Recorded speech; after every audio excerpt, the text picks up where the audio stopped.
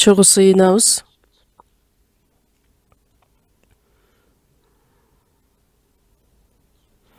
Ыйык ырайымдуу биздин Кудай Ата. Биз мыйзамсыздыктардын негизинде күнөөгө батып, сиздин алдыңызда күнөөкөр катары, душман катары жашап жаткан учурубузда Ыйса Машаяктын төккөн ыйык каны аркылуу, керемет күчүңүз аркылуу биздин күнөөлөрүбүздү түбөлүккө кечирип, өз балдарыңыз кылганыңыз үчүн ыраазыбыз. Алсыздык жашообузга карабастан, өзгөрүүсүз өз сүйүүңүз менен бизди өзүңүздүн жыйыныңызга алып келип, өз сөзүңүз менен, сүйүүңүз менен, ыйык рухтун жетеги менен дайыма бизди жетектеп келгендигиңиз үчүн, сиздин кереметтүү иштериңизди көзүбүз менен көрүп, катыша ала тургандай кылып жардам бергендигиңиз үчүн ыраазыбыз. Бүгүн дагы бул саатта Ыйса Машаяктын каны аркылуу куткарылууга ээ болгон бардыгыбыз чогулуп, сиздин сөзүңүздү үйрөнүш үчүн, ыйык баарлашууда чогуу болушубуз үчүн, үндөгөндүгүңүз үчүн ыраазыбыз. Бул саатта ар бирибизге керектелүүчү өз сөзүңүздү уга тургандай кылып мүмкүнчүлүк берип, сиздин жеткилең эркиңиз эмне экендигин биз аныктай ала тургандай кылып акылмандык бериңиз. Ар бир сиздин айтылган сөзүңүз биздин жаныбызга руханий тамак болуп, биз кандайча сиздин алдыңызда адамдардан болушубуз керек экендигине ой жүгүртөлү. Бүгүнкү айтыла турган сөздү биз жүрөгүбүз менен кабыл ала тургандай кылып жардам бериңиз. Биздин арабызда алсыз адамдарды, ар кандай сыноолорго чалдыккан бардык бир туугандарды кандай кыйынчылыктар башына түшпөсүн, бир гана өз сөзүңүз менен, күчүңүз менен аларды жетектеп, сизди карай, сизден үмүттөнүп, бейишке умтула тургандай кылып жардам бериңиз. Биздин арабызда бир да кадам сизден алыстабашына жардам бериңиз. Өзгөчө азыркы учурда Америкадагы өтүп жаткан конференцияны өткөрүп жаткан биздин пастор Леоанга жана баардык кызматчыларга Кудай өзүңүз жардам берип, бул сөздүн алдына келген адамдардын баардыгы куткарылууга ээ болуп, сизди даңктай тургандай болушсун. Бул руханий саякат аркылуу көптөгөн жыйындар дагы бекемделишин сизден суранабыз. Бул саатты дагы сиздин ыйык колуңузга тапшырып, биздин куткаруучу Ыйса Машаяктын ысымынан сыйындык. Аминь. Даңктоо группасын чогуугалы.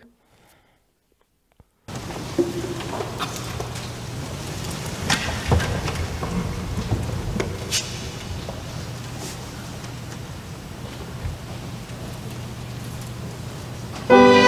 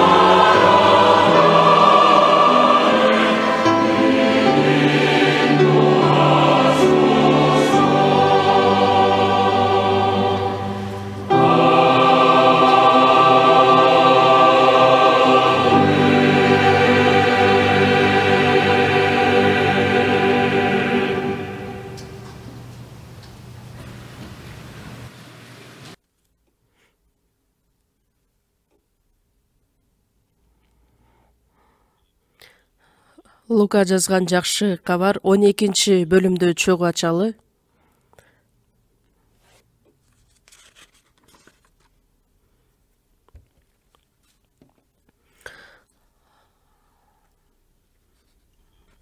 Лука жазган жакшы кабар 12-бөлүм 54-аят.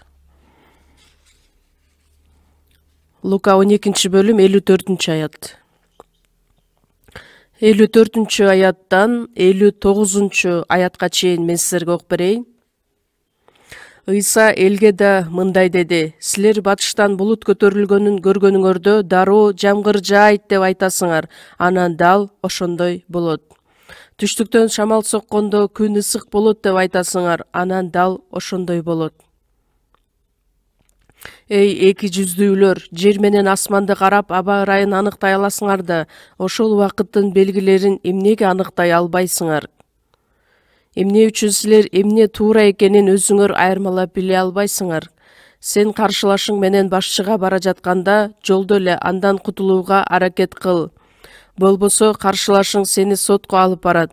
Сот күзөтчүгө тапшырат. Күзөтчү сени түрмөгө камап салат. Сага айтып коеюн, акыркы тыйыныңды да төлөп бермейинче ал жактан чыкпайсың.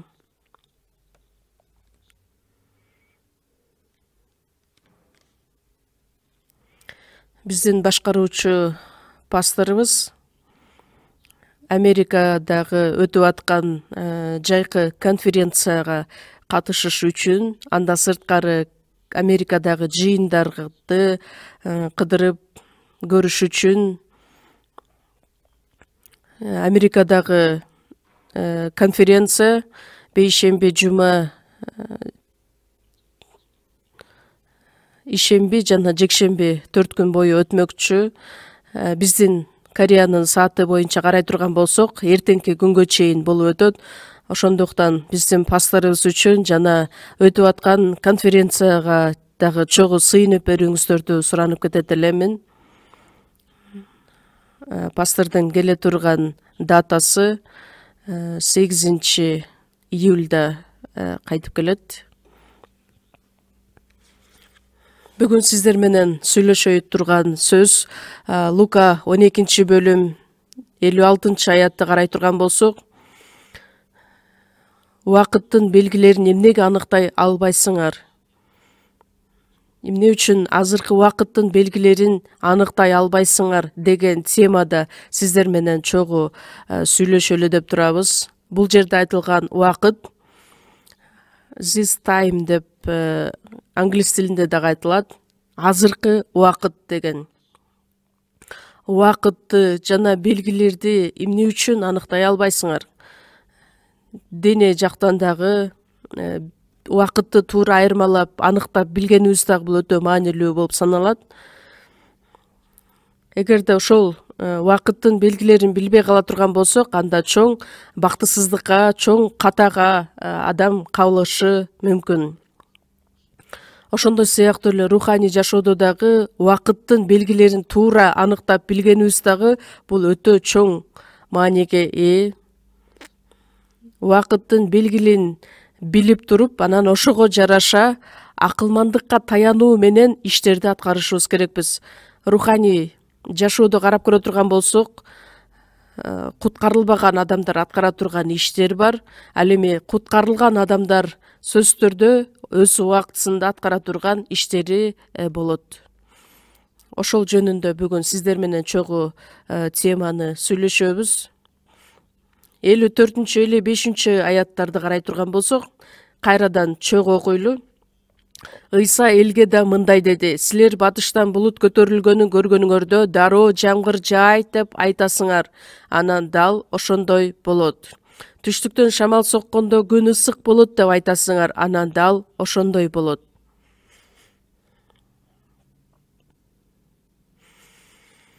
Бул сөздөр аркылуу биринчиден жаратылыштын мыйзам ченемдүүлүгүн жаратып койгон Кудай жөнүндө ойлоп көрсөк болот. 54-55 аяттарды карасак, Израилдин географиялык жайгашкан жерин ойлонуу менен салыштырып көрө турган болсок, анда бизге бул оңоюраак мазмундагы сөздөр болот. Батыштан булут көтөрүлгөнүн көргөнүңөрдө Израилдин батышында Жер ортолук деңизи жайгашкан. Жер ортолук деңиз күндүн радиациясынын ысыктыгын кабыл алат дагы, көп суу бууланып, анан булуттарга айланып Израилдин жерине түшөт. Ошондуктан батыштан булут көтөрүлгөнүн көргөнүңөрдө дароо айтасыңар, жамгыр жаайт деп божомолдойсуңар. Бул кыйын божомолдоо эмес, дароо эле айтасыңар. Жамгыр жаайт деп айтасыңар. Оңой эле божомол. Чынында эле ошондой болобу деп ойлогондо, чынында эле алардын божомолдоосу боюнча аткарылат. Ал эми Израилдин түштүгүндө Сауд Аравия чөлү жайгашкан. Белгилүү болгондой, Израилдин түндүгүндө Голан дөңсөөлөрү деп аталган 800 метрлик рельеф бар. Анын үстүнөн карасаң, Хермон тоосу деген бийик тоо жайгашкан. Израилдин түндүгүндө Хермон тоосунун бир нече чокулары бар. Эң бийик чокусу 2814 метр. Анда дайыма кар каптап турат. Ошондуктан бул түндүктөн муздак шамал согот. Ал эми түштүктөн шамал болсо, бул Сауд Арабиянын чөлү болгондуктан жылуу шамал согот. Ошондуктан түштүктөн шамал сокконун көргөндө дароо күн ысык болот деп айтасыңар, божомолдойсуңар. Анан силер ойлогондой дал ошондой болот. Израиль эли бул жаратылыштын же болбосо аба ырайын божомолдоп, айырмалап аныкташат. Түштүктөн шамал соккондо күн ысык болот деп айтасыңар. Булардын божомолдоосу эмне менен байланыштуу деп ойлойсуздар?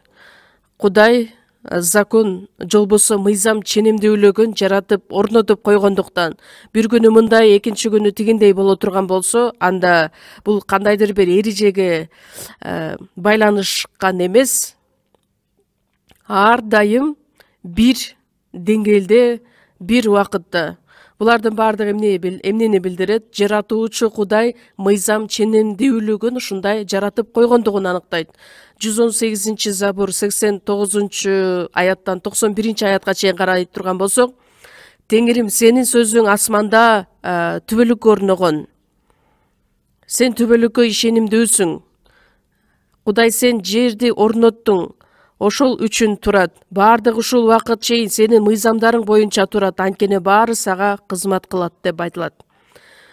Кудай өзүнүн сөзү боюнча бул жаратылыштагы мыйзам ченемдүүлүгүн дагы жаратып койгон. Кудай жерди орноткондуктан ал жер азыр дагы турат. Кудайдын ар бир айткан сөзү боюнча, мыйзамы боюнча ага кызмат кылат, же болбосо баш ийет. Кыймылдайт. Эмне үчүн бир суткада 24 саат бар? Анткени Кудай жерди саатына 1660 километр ылдамдыкта айланткандыктан бир суткада 24 саат бар. Эмне үчүн бир жылдык цикл бар? Бир жылдык цикл болуп чыгат. Анткени Кудай жер күндү дайыма 107.600 километр ылдамдыкта айландыра турган мыйзамды белгилеген. Бул октун ылдамдыгынан 30 эсе көп болуп саналат. Ошондуктан бир жылдык цикл пайда болгон. Ошондуктан жаратылыштагы болуп аткан нерселердин баардыгын карап көрө турган болсок, адамдар божомолдоолорду айтып келишкен. Мисалы үчүн, Кореяны деле карай турган болсок, 4 мезгил катары менен келет. Күз өткөндөн кийин сөзсүз түрдө кыш келет. Күз мезгилинде сөзсүз түрдө эгин жыйноо, тала иштерин жыйноо, түшүм жыйноо убактысы болот. Ошол убакыттан өтүп кете турган болсо, анда сөзсүз түрдө үшүк алып кетиши мүмкүн. Ызгар, кыш келе тургандыктан. Ошондуктан күз мезгилинде Кудайдын мыйзамы боюнча кыш келе тургандыктан кышка чейин баардык түшүмдү жыйнап алышат. кыш өткөндөн кийин сөзсүз түрдө жаз келет. Жаз келген убакытта дыйкандар сөзсүз түрдө өзгөрүүсүз урукту себе башташат, жер иштете башташат. Эгерде баардыгы катары менен Кудай белгилеп койгон боюнча, мыйзам боюнча келет. Сөзсүз түрдө жаз мезгили келет дагы, жазда үрөөн себилет. Андан кийин күзүндө ошол түшүм жыйналып алынат. Бул жаратылыштагы Кудай белгилеп койгон мыйзам ченемдүүлүгү айтылат. Наполеон 1812 жылы Франциялык армияны жалпысынан 550 000 кишини топтоп Россияга чабуулга чыгат. Бирок басып алуу абдан чок сокку болот дагы, жыйынтыгында ылдыйга түшүп кетишет. Бирок жандагы чиновниктер ага барба, азыр катуу сууктан улам согушса Орусия жеңишке жетпейт деп айтканына карабастан, акыры 550 000 аскерин өз жолу менен жетектеп Россияга басып кирет. Акыры кайтып келет дагы Францияга конгондо толугу менен ийгиликсиз болуп 1600 гана аскери калат экен. Бул өтө чоң жоготуу болуп саналат. Ошол учурдагы Россиянын башчысы Кутузов деген генерал бар эле. Ал генерал эмне деп айткан? Сөзсүз түрдө кыш келет. Мындай күчүнө карай турган болсо, Францияга алар каршы согуша албайт болчу, бирок анын айтуусу боюнча сөзсүз түрдө кыш келиши керек. Анткени биз улуу Франция державасы менен күч жагынан күрөшө албайбыз, бирок мыйзам боюнча кыш келет. Андан кийин чыгыш тарапка чегүүнү уланта беришет дагы, кыш мыйзам боюнча келип, француз армиясы сууга даяр эмес болгондуктан, акыры тамак аштын жетишсиздигинен, катуу сууктан алар толугу менен басып калышты. Жаратылыштын мыйзамы бар. Аны тоготпондон кийин болсо, акыры ушундай келип чыгат. Бул аркылуу биз эмнени түшүнсөк болот? Жаратылыштын мыйзам ченемдүүлүгүн гана Кудай орноткон эмес, руханий жашоодо дагы өз мыйзамдарын белгилеп койгон. Руханий жашоодо дагы Кудай белгилеп койгон мыйзамдар бар. Алардын бир нечесин карап кете турган болсок, биринчиси башталыш 2-бөлүм 16-17 аяттарда Кудай Эйден багын жаратып, ал жакта көптөгөн дарактарды жараткан. Кудай ошол учурда бактагы ар кандай дарактын жемишинен жесең болот, бирок жакшылык менен жамандыкты таанытып билдире турган дарактын жемишинен жебе, анткени даамын таткан күнү өлүп каласың деп Адам аттага айткан эле. Даам таткан күнү өлүп каласың деп. Бул Кудайдын болгон сөзү эле. Бирок шайтан жылан аркылуу аялга келет дагы, жок, өлбөйсүңөр деп айтат. Жыйынтыгында ал сыноого берилип, аял ал жемиштин бактын жемишинен жейт дагы, анан кийин Адамга дагы алып келет. Адам ата 930 жылга чейин жашаган. Анда даам таткан күнү өлүп каласың деген сөз, анын мыйзамы эмне болуп калат? Анын жаны өлүп калган эле. Башталыш 2-бөлүм 7-аятта Кудай топурактан адам жаратып, анын жүзүнө өмүр демин үйлөдү. Ошондо ал тирүү жан болуп калды. Тирүү жан болчу эле, бирок ал тиле албастыктын негизинен жаны өлүп калган эле. Ошондуктан өлүк жанды тирилтиш үчүн Ыйса Машаяк тирүү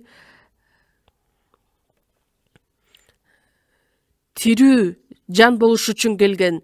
1-Корунтуктар 15-бөлүмдө биринчи адам ата ал тирүү жан болуп калды эле. Ал эми акыркы адам өмүр берүүчү рух болду. Кудайдын сөзү боюнча так аткарылды. Чындыгында эле ошондойбу дегенде, баардыгы дал ошондой аткарылды. Ошондуктан Ыйса бул дүйнөгө келип, айкаш-чыгачка кадалышы керек эле. биздин баардык күнөөгө байланышкан көйгөйлөрүбүздү чечип, өзүнүн улуу канын төгүү менен бизди түбөлүк тозоктон куткарып алып, ырайымдын негизинде куткарып алыш үчүн, өлүп калган биздин жаныбызды тирилтиш үчүн, ошондуктан Ыйса Машаяк өмүр берүүчү рух катары келдик. Дагы бирөөсү, күнөө кетирген адам сөзсүз түрдө сотко тартылышы керек деген Кудайдын мыйзамы бар. Израиль эли Мисир жергесинде 430 жыл бою кулчулукта жашайт дагы, андан кийин чөлгө келип, чөлдөн кийин Канаан жергесине 7 мамлекет менен жер менен согушат дагы, андан кийин Жакыптын 12 уулу 2 ууру аркылуу ошол жерге ээ болушат. Андан кийин Жашия алардын башкаруучусу болот дагы, андан кийин Жашия өлгөндөн кийин Кудай Израиль элине башкаруучуларды жиберген. Алар 350 боюнча Израиль элин башкарган. Ал жөнүндөгү мазмун Жашиядан кийинки жазылган башкаруучулар китебинде айтылат. Ошол башкаруучулар китебин карап көрө турган болсок, 7 жолу кайталанган бир циклдар. Бир эле мазмундагы циклдар 7 жолу кайталана берген. Адам алмашылган, бирок алардын кылып аткан иштери, окуясы ошол эле бойдон калган эле. Биринчиден, Израиль эли Кудайдын сөзүнө баш ийбегендиктен, экинчиден, буркандарга табынып күнөө кетиргени. Анда сөз түрдө Кудай башка мамлекеттердин жардам менен аларды талкалоого туура келген эле. Израиль эли ошол жазаланган учурунда өзүнүн кетирген күнөөсүн түшүнүп, Кудайга тобо кылып, боздоп, андан кийин кайрылышат. Андан кийин Кудай аларга башкаруучуларды жиберет дагы, башка элден куткарып алып, андан кийин жыйынтыгында аларга тынчтык орноткон эле. Бул бир цикл болуп саналат, бирок ушул цикл 7 жолу уламдан улам кайталана берген. Бул аркылуу Кудай бизге эмнени үйрөтөт? Күнөө кетирип, биз Кудайдан алыстап башка буркандарга табына турган болсок, сөз түрдө Кудайдын жазасы, соту боло тургандыгын бизге Кудай үйрөтөт. Ана сөзсүз түрдө адам тобо кылганда гана, өз күнөөсүн мойнуна алганда гана куткарылууга ээ боло тургандыгы жөнүндө Кудай айтып берет. Келиңиздер чогуу ачалы. Башкаруучулар китеби 3-бөлүм.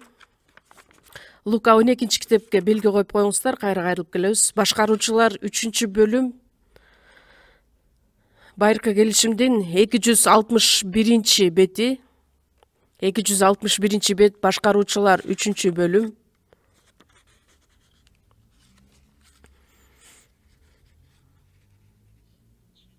Жетинчи аят. Башкаруучулар 3-бөлүм, 7-аят. Израиль уулдары Теңирдин көз алдында жаман иш кылышты. Өздөрүнүн Кудай Теңирин унутуп, Баал менен Ашейра бурканына кызмат кылышты. Ошондо Теңир Израилга каарданып, аларды Месопотамия падышасы Кушан Ришатайымдын колуна салып берди. Алар Кушан Ришатайымга 8 жыл кызмат кылышты. Ошондо Израиль уулдары Теңирге боздоп кайрылышты. Теңир аларга куткаруучуну койду. Аларды куткарган Калептин энеси Кеназдын уулу Отниел болчу. Теңирдин руху анын үстүндө эле. Ал Израилга башкаруучу болду. Ал согушка аттанды. Теңир анын колуна Месопотамия падышасы Кушан Ришатайымды салып берди. Ал Кушат Ришатайымды багынтып алды. Ошентип жер үстүндө 40 жыл тынчтык болду. Кеназдын уулу Отниел көз жумду.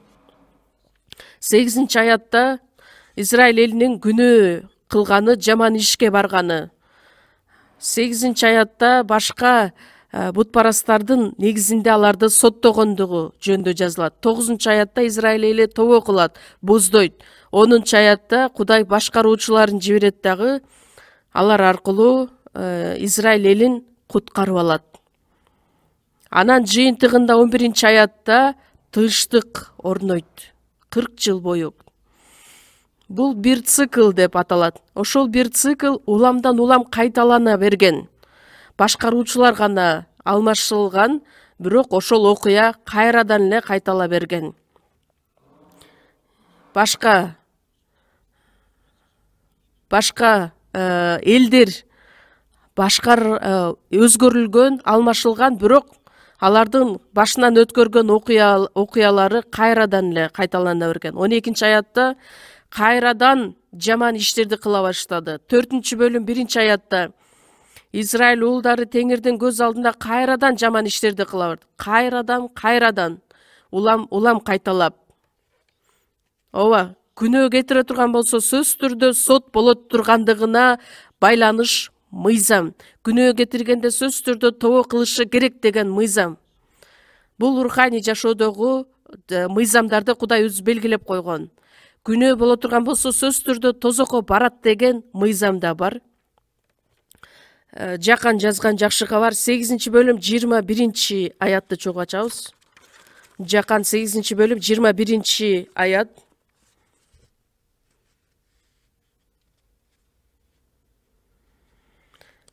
Аяттан баштап 24-аятка чейин чогуу окуйбуз.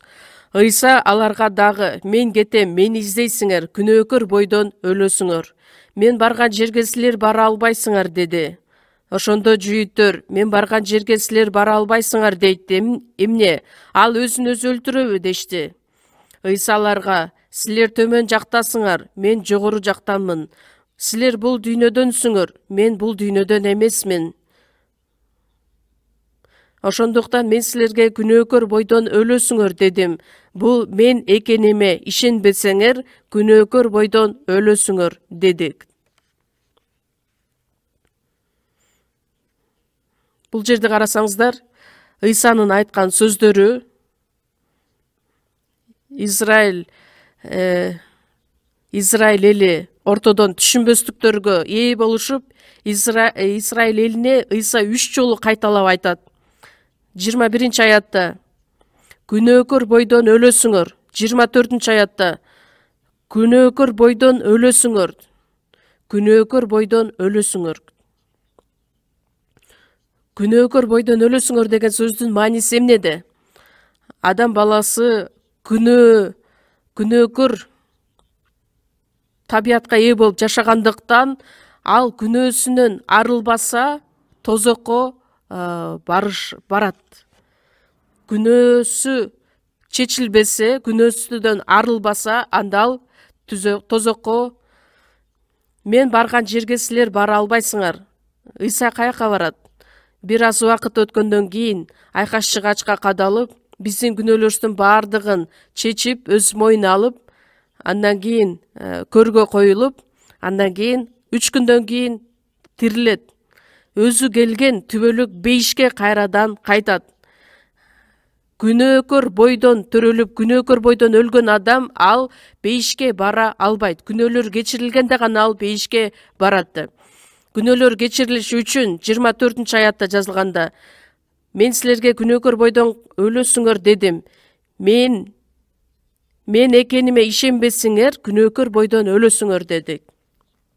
Ыйса куткаруучу экендигине, адам күнөө кетиргени менен, бирок Ыйса Машая куткаруучу катары күнөөлөрүн баардыгын айкаш-чыгачта кечирди, жууду деген чындыкка ишенген адам күнөөкөр бойдон өлүп калбайт.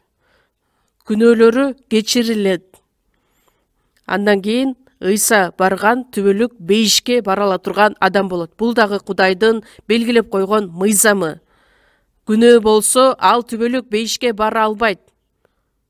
Күнөө үчүн ал бейишке бара албайт. Күнөөлөрү кечирилиши үчүн бир гана жалгыз жол: мен ким экениме ишенсе. Ыйсанын ким экенине ишенген болсо, бул да Кудайдын мыйзамы болуп саналат. Жакан 3-бөлүм 3-аятта Ыйса айтат: чындыкты сага чындыкты айтып коеюн, кимде ким жогорудан төрөлбөсө, Кудайдын падышачылыгын көрбөйт. Ооба, Кудайдын падышачылыгына барыш үчүн сөзсүз түрдө адам жогорудан төрөлүшү керек деген Кудайдын мыйзамы. Жогорудан төрөлүү деген эмне? Кайрадан төрөлүү. Апасынын курсагынан бир жолу төрөлгөн сыяктуу эле Кудайдын баласы катары сөзсүз түрдө ал кайрадан төрөлүшү керек. Күнөөлөрү кечирилиши керек. күнөөлөрү кечирилиши үчүн түшүнө тургандай кылып жардам берген бул ыйык рух болот. Ишене тургандай кылып ыйык рух бизде болот. Ыйса Машаяктын аткарган ишин түшүнүш үчүн ыйык рух биздин ичибизде жашоосу менен жогорудан келген рухка ээ болушубуз керекпиз. Ошондо гана түбөлүк бейишке бара алабыз. Күнөө болсо сөзсүз түрдө тозокко барат. Бул Кудай белгилеп койгон мыйзам. Жогорудан төрөлгөн күндө гана асман падышачылыгына бара алат деген мыйзам. Адам өзүнүн иши менен эмес, руханий кандайдыр бир тажрыйбадан дагы эмес, сууга чөмүлдүрүүдөн дагы эмес, жакшы иштердин негизинде эмес, бир гана жалгыз жол күнөөлөрү кечирилгенде гана. Ошондо гана адам бейишке бара ала турган жолго ээ боло алат. Бул белгилеп койгон мыйзамдан адам ашып кете албайт. Адам четтеп кете албайт. Чынында эле ошондойбу? Бул руханий мыйзам дагы сөз түрдө айткан сөз боюнча аткарылат. Мен жогорудан төрөлгөн болсом, күнөөлөрүм кечирилген болсо, анда ал асман падышачылыгында чынында барабы деген суроо жаралган болсо, сөз түрдө барат. Анткени бул Кудайдын мыйзамы болуп саналат. Куткарылгандан кийинки жашоодо Кудай сөз деген мыйзамды белгилеген. Бардык нерсе сөз менен аткарылат. Сөзгө ишенип, сөздү үйрөнө турган болсок, бардыгы сөз менен аткарылат. Сөз мындай дагы аткарылышы мүмкүн, тигиндей аткарылышы да мүмкүн деп ойлогонун кереги жок. Анткени бардыгы сөз боюнча аткарылат. Накыл сөздөр 6-бөлүмдө ачабыз. Накыл сөздөр 6-бөлүм.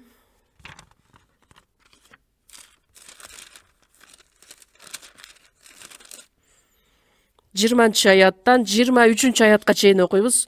Накыл сөздөр 6-бөлүм 20-аяттан 23-аятка чейин. Уулум, атаңдын осуяттарын сакта, энеңдин акыл насаатын четке какпа. Аларды жүрөгүңө түбөлүккө байлап ал, мойнуңа тегерете байлап ал. Жолго чыкканыңда алар сени жетектейт, уктап жатканыңда кайтарат, ойгонгонуңда сени менен маектешет. Анткени осуят чырак, акыл насаат жарык, насыятты үйрөнүү өмүргө жол. Атасы, энеси, ата-энеси балдарын кандайча тарбиялайт? Кудайдын сөзү боюнча, мыйзамды кайталоо 6-боюмда күн тынымсыз сөздү үйрөт деген осуят бар. Бул осуят 20-аятта атаңдын осуяттары энеңдин акыл насаатын четке какпа. 23-аятта кайрадан кайталап, осуят бул чырак, акыл насаат жарык. Акыл насаат жарык деп айтылат. Бул Кудайдын сөзүн билдирет. Ал сөз биз бир дагы жолу барап көрбөгөн жолго жарык катары бизди үндөй турган сөз болуп саналат. Анда жыйынтыгында ал бизди түбөлүк өмүргө чейин алып баруучу сөз. Эгерде ошол сөз менен жашай турган болсок, дайыма жашообузда тынчтык орнойт. Сөз аткарылбаса, анда ар кандай тынчсыздануу, болбосо жаман иштер пайда болушу мүмкүн. Анткени бардыгы сөзсүз түрдө Кудайдын сөзү боюнча аткарылат. Чынында ошондойбу? Ооба, дал ошондой. Адам баласынын тарыхында бүгүнкү күнгө чейин бардыгы сөз боюнча аткарылып келген. Кудай Ибрайымга айткан, силер Мисир жергесинде 430 жыл бою жашайсыңар деп. 430 жыл болгон күнү. 430 жыл. 30 жыл бою алар кулчулукта жашаган эмес, андан кийинки 400 жыл кулчулукта жашагандыктан 430 жыл деп айтылат. Кудай ар бир күндү дагы санайт. Ошол күн ордуна толгондо алар Мисир жергесинен чыгат. Израиль эли Вавилониянын кол алдында 70 жыл бою жашайсыңар дегенде, 70 жыл өткөндөн кийин алар ал жактан кутулуп чыгарылат. Кудайдын айткан сөзү боюнча Башталыш 21 бөлүмдү да чогуу ачабыз. Башталыш китеп 21 бөлүм. 1-аяттан 7-аятка чейин мен окуп берейин сиздерге. Башталыш 21 бөлүм 1-аяттан баштап. Теңир өзү айтканындай Саарага назарын салды, ага айткан сөзүн аткарды. Сааранын боюна бүтүп, Кудай айткан мезгилде Ыбрайым картайган кезде ага уул төрөп берди. Ыбрайым өзүнүн Саарадан төрөлгөн уулуна Ыскак деген ат койду.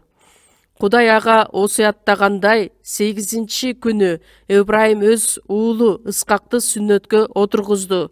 Уулу Ыскак төрөлгөндө Ыбрайым 100 жашта эле. Ошондо Саара: Кудай мени күлкү кылды, мен жөнүндө ким укса да күлөт го. Саара бала эмизет деп Ыбрайымга ким айтмак? Бирок ал карыган кезде мен ага уул төрөп бердим деди. Кайталанып айтылган сөздөр бар. Теңир өзү айтканындай Саарага назарын салды. Өз сөзүн аткарды. Кудай айткан мезгилде Ыбрайым картайган кезде ал уул төрөп берди. 3 жолу кайталанат. Кудай осуяттагандай деп. Кудайдын өзүнүн убактысында.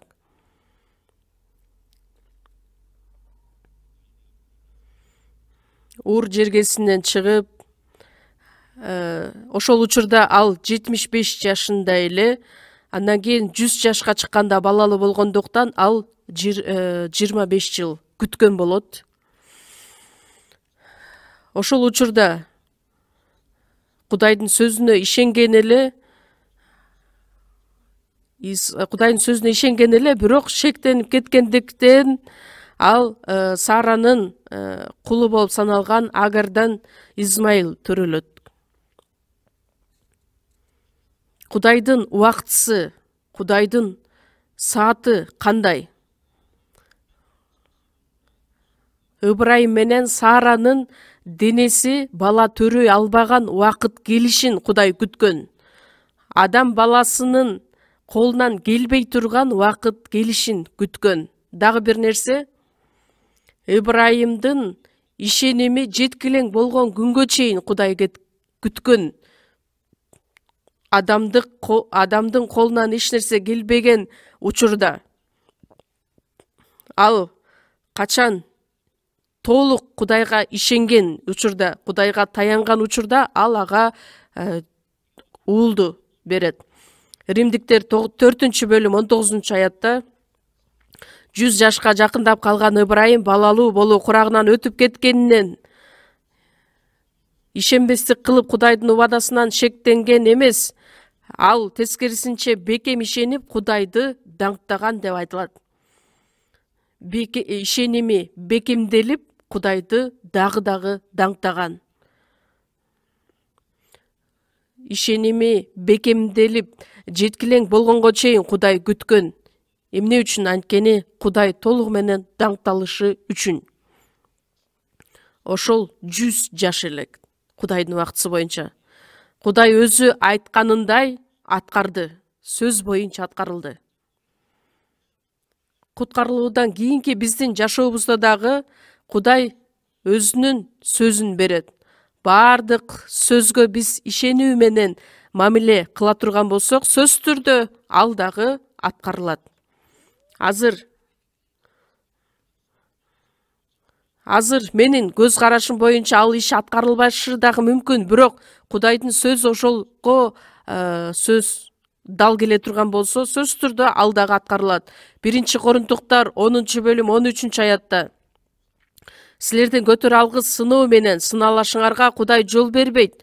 Сыноо көтөрө алышыңар үчүн сыноо учурунда чыгуу жолун дагы берет Кудай. Ошол сыноодон чыга тургандай кылып Кудай жолун дагы берет деген бул анын мыйзамы бар. Мисалы үчүн ата-энеси кичинекей балага, 2 жаштагы балага чоң күрүчтү кабы менен көтөртүп койбойт да, мишогу менен. Биз алсыз кезибизде Кудай чоң бир сыноону биздин башыбызга үйүп коебу? Жок. Биздин ишенимибизге жараша Кудай өз сыноосун дагы берет. Ал дагы мыйзам болуп саналат. Римдиктерге 8-бөлүм 28-аятта Кудайды сүйгөндөргө, анын каалоосу боюнча чакырылгандарга баардык нерсе жакшылыкка болоорун билебиз. Бул биздин кээде денебизге, акылыбызга, жеке жашообузга кыйын жашоо катары көрүнүшү мүмкүн, бирок баардык нерсе Кудайдын каалоосу боюнча жакшылыкка аткарылат. Мен ишене турган болсом, Кудайдын мыйзамы боюнча баардыгы аткарылат. Матай 6-бөлүм 33-аят. Баарынан мурда Кудайдын падышачылыгын жана адилеттигин издегиле, ошондо мунун баары силерге кошулуп берилет. Бул мыйзам эмеспи? Ошондой дагы болушу мүмкүн, же ошондой болот. Албетте, биз баардыгыбыз бай болуп кетпейбиз, бирок жок дегенде, биринчиден Кудайдын падышачылыгын, адилеттигин издеп жашай турган болсок, Кудай менин денедеги жашоомдо дагы эч качан ачка калтырбайт. Баардык мага керектүү нерсени Кудай өзү камсыз кылып берет, анткени бул Кудайдын убадасы жана мыйзамы. Галатиялыктар 6-бөлүм 9-аятты чогуу ачабыз. Галатиялыктарга жазылган кат 6-бөлүм 9-аят. 6-бөлүм 9-аят. Чогуу окуйлу, келиңиздер. Жакшылык кылып жатып кейбейли, анткени алсырап калбасак, өз учурунда жыйнап алабыз. Бул жерде айтылат, кейбейгиле, алсырап калбагыла. Алсырап калбагыла деген бул баш тартпагыла.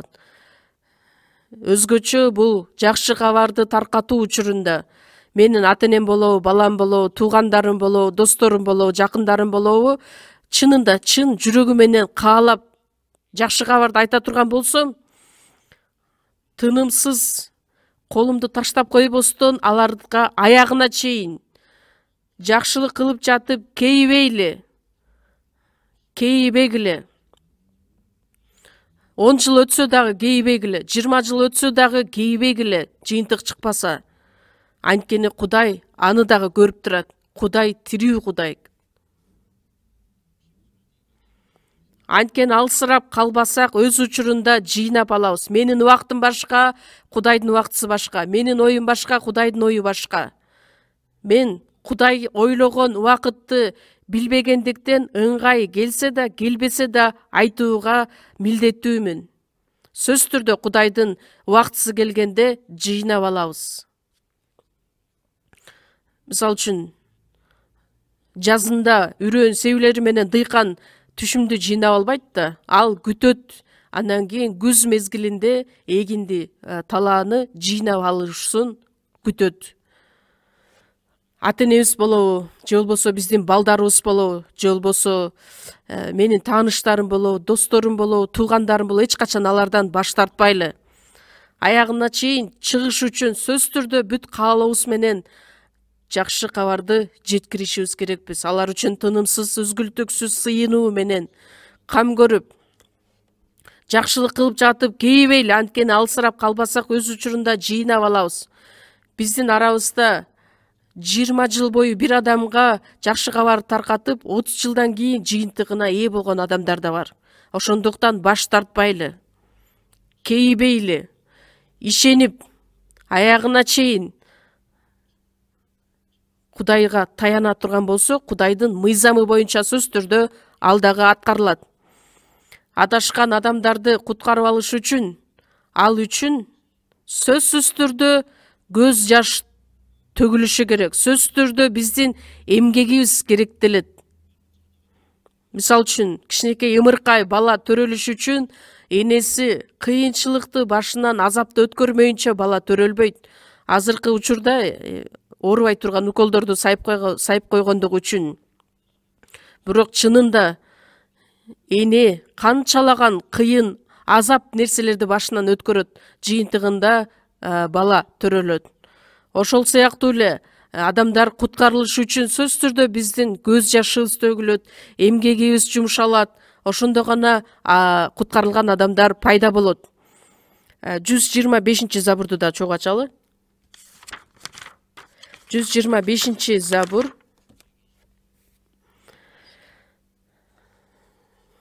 5-6 аяттар.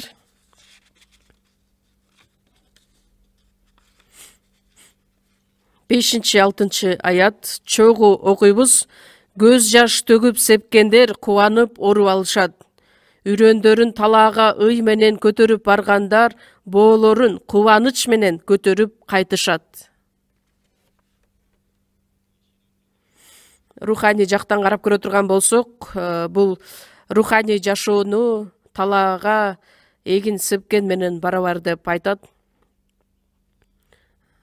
Адам качан эмгектенип терин төккөндө гана ал сөзсүз түрдө үрөндөрүн жыйнап алат. Руханий жашоодо да сөзсүз түрдө көз жашын төгүп сепкендер кубанып оруп алышат. Кудай өз сөзүндө мындайча мыйзамды белгилеп койгон. Көз жаш төгүлөт деген ал жерде сөзсүз түрдө биздин иштерибиз, кыйынчылыктарыбыз, башыбыздан өткөргөн ар кандай азаптар, сыноолор, кайгыларды билдирет. Жакан 12-бөлүм 24 аятта жерге түшкөн бир дан өлбөсө, бирөө бойдон калат. Эгерде өлө турган болсо, көп түшүм берет. Биздин аракетибиз, биздин эмгегибиз жакшы кабарды жеткириш үчүн ошол процесс аркылуу бардыгы сөзсүз түрдө аткарылат. Жыйынтыгында бир адам өмүргө ээ болот. Бул Кудай белгилеп койгон мыйзам. 2-Корундуктар 4-бөлүм 12 аятта элчи Павыл айтат: биз өлүмгө баш коюп жатабыз, силер болсо өмүргө ээ болуп жатасыңар. Элчи Павыл адамдарга ошол жакшы кабарды жеткириш үчүн жада калса өлүмгө дагы мен даярмын. Мен ошол жашты төгүү менен, азап кайгыны башымдан өткөрүү менен силер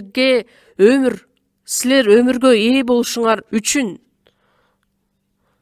ал өмүр бул денедеги 70-80 жылдык жашоо үчүн арналган өмүр эмес. Түбөлүк өмүр болуп жатса, кантип биз өзүбүздүн болгон аракетибизди, эмгегибизди ал үчүн арнабай кое алабыз?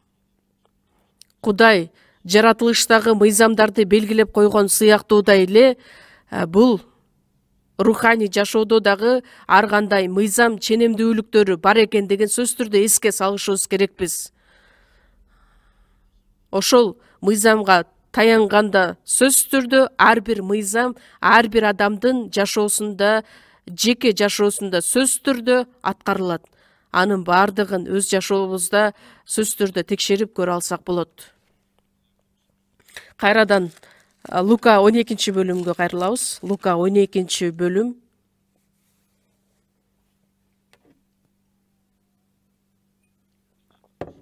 Лука 12-бөлүм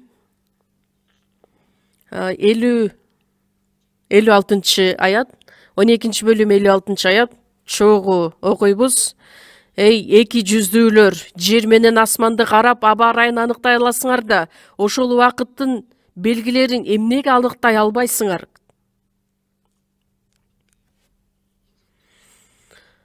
Буга чейин аба ырайы жөнүндө алар божомолдоону билдирет дагы, аныкташат дагы, анан кийин кантип убакыттын белгилерин аныктай албайсыңар? Дене боюнча, мисалы үчүн, бир убакытты билүү дагы бул өтө маанилүү. Дыйкан азыр жаз мезгилиби же болбосо күз мезгилиби сөзсүз түрдө билиши керек. Үрөн себе турган жаз мезгили билип туруп ал эс алып ата турган болсо, бир нече убакыт өткөндөн кийин үрөн сепсе, ал эч кандай жыйын теринге ээ боло албайт. Кыш мезгили келди. Кыш мезгили келгенге чейин ошол сепкен үрөндөрү бардыгы талаага кетпеш үчүн күз мезгилинде эгинди жыйнап алуу учурунда ал иштеши керек. денедеги жашоодо дагы убакытты туура айырмалап билүү дагы өтө маанилүү болгон сыяктуудай эле руханий жашоодо дагы убакытты белгилөө, аныктоо бул дагы өтө маанилүү болуп саналат. Израиль эли асманды карап аба ырайын аныктай алышкан, бирок руханий жактан Кудайдын белгилеп койгон убактысын аныктай алышкан эмес. Эки жүздүүлөр деп ага ашкерелейт. Израиль элин эки жүздүүлөр деген эмнени билдирет? Анткор адамдар. Кимге айтылган сөздөр? 54-аятта Ыйса элге да мындай деди. Көптөгөн элге, Израиль элине Кудай кайрылып айтат. Эмне үчүн? Анткени дене жагынан бүт бардыгын жакшы божомолдошот, билишет, аныкташат, ага керектелүүчү даярдыктарды көрүп жашашат. Бирок руханий жашоодо ал убакытты аныкташкан дагы эмес, аракет дагы кылышкан эмес. Ошондуктан аларды Ыйса эки жүздүүлөр, анткорлор деп атайт. Бул бир аз катуу айтылган сөздөрбү? Дене жактан мисалы үчүн катуу айтылган сөз деп айтышыбыз мүмкүн, бирок руханий жактан андай эмес. Жыйынтыгында бул Израиль эли Ыйсанын биринчи келишин кайсыл убакта келе тургандыгын билишкен эмес, дагы жыйынтыгында Римдин аскерлеринин жетектөөчүсүнүн негизи менен аны айкаш чыгачка дагы кадап коюшкан. Анан эки жүздүүлөр деген сөз аларга тиешелүү эмеспи? Ыйсанын бул дүйнөгө келиши Кудай белгилеп койгон убакыт боюнча келген, убада боюнча келген. Римдиктерге 5-бөлүмдү ачабыз. Римдиктерге 5-бөлүм 6-аят. Римдиктерге 5-бөлүм 6-аят.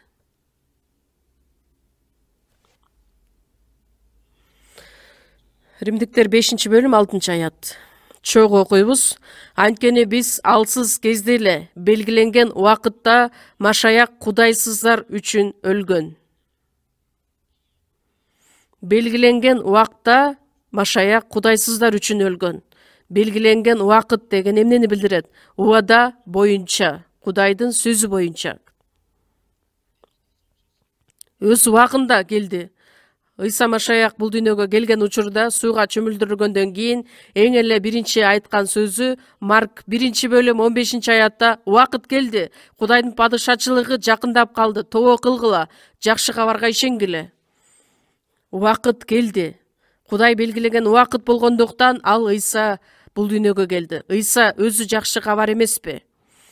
Галатиялыктар 4-бөлүм 4-аятта өз убагы келгенде Кудай өз уулун жиберди.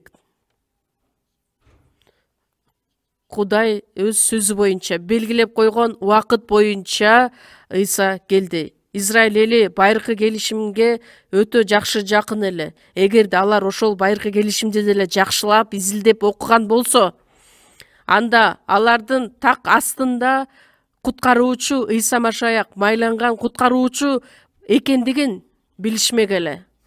Даниэль китеби 9-бөлүмдө Кудай Жебреил периштеси аркылуу 70 жума жөнүндө айтат. Өзүнүн пайгамбарчылыгын айткан.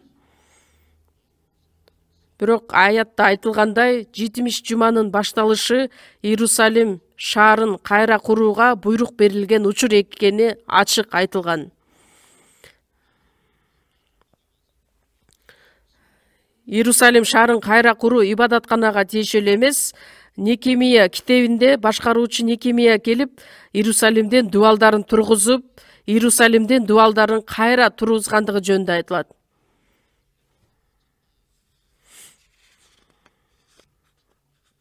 алтымыш тогузду 7-ге көбөйтө турган болсок, 483 жыл болот. Ошол 483 жыл өткөндөн кийин Израиль элине Ыйса Машаяк келип айкаш чыгачка кадала тургандыгын эсептеп билип алышы керек эле, бирок алар билишкен жок. Кудай белгилеп койгон убакытта Машаяк келди. Бирок Израиль эли ошол убакытты белгилеп аныктай алышкан жок. Жыйынтыгында аны айкаш чыгачка да кадап коюшту. Ыйса Машаяк келе тургандыгы жөнүндө байыркы келишимде көптөгөн пайгамбарчылыктар айтылган. Алар ишене турган күбөлөндүрүүлөр дагы өтө көп эле. Бирок Израиль эли ага көңүл бурган жок. Аны изилдешкен дагы жок. Ага болгон жүрөгү же болбосо каалоосу жок болгондуктан, күбөлөндүрүү жок болгондугу үчүн алар ишене алышкан жок. Тескерисинче алар каалаган эмес болгондуктан. Жакан 5-бөлүмдү чогуу ачабыз. Жакан жазган жакшы кабар 5-бөлүм 31-аят.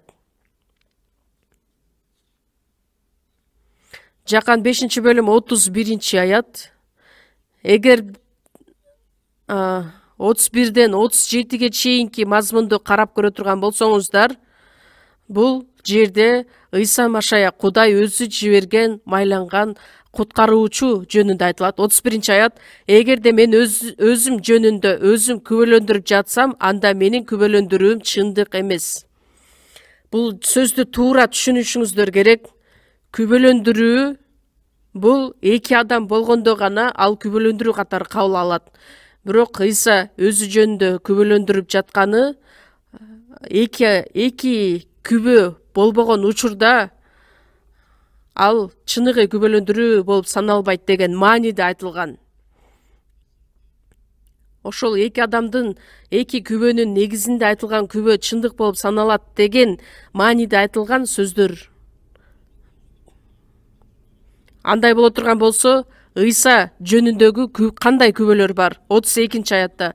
Мен жөнүндө күбөлөндүргөн башка бирөө бар. Мен анын күбөлөндүрүүсүн чындык экенин билем.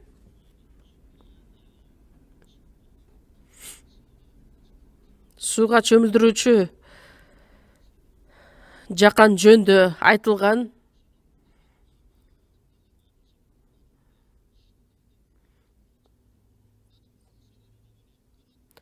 Мен силерди сууга чөмүлдүрөм, бирок менден күчтүү келет. Мен анын бут кийиминин боосун чечүүгө дагы татыксызмын деп айтылат. 36-аятта. Бирок менде жакандын күбөлөндүрүүсүнөн чоң күбөлөндүрүү бар. Себеби атамдын мага тапшырган иштери, менин кылып жаткан бул иштерим мени атам жибергендигин күбөлөндүрөт. Кудай Ыйса Машаяк менен чогуу болгондуктан, байыркы келишимде айтылган бардык пайгамбарчылык сөздөрү аткарылган.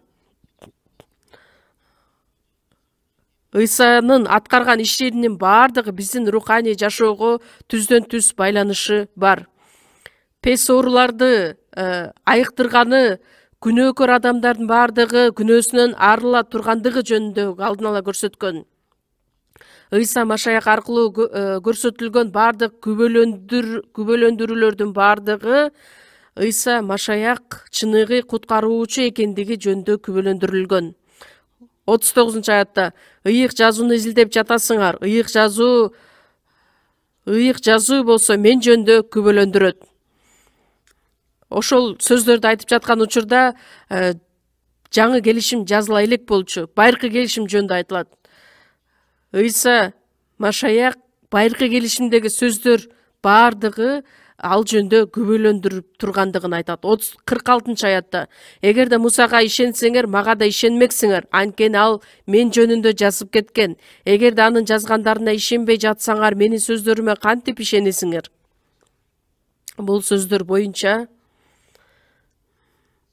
байыркы келишимде дагы, Муса пайгамбар дагы көптөгөн күбөлөндүрүүлөр бар элек. Бирок Израиль эли ошолордун баардыгын көрүп туруп, ага эч кандай каалоосу дагы жок эле. Изилдөөнү каалаганда эмес, кайдыгер болушчу эле. Алар эмне үчүн сокур болушту эле? Ишая 42-бөлүм 20-аятта. Силер көптү көрдүңөр, бирок байкаган жоксуң. Кулагың ачык болду, бирок сен эч нерсе уккан жоксуң. жакшылап изилдеп көргөн жоксуң, көңүл бурган жоксуң.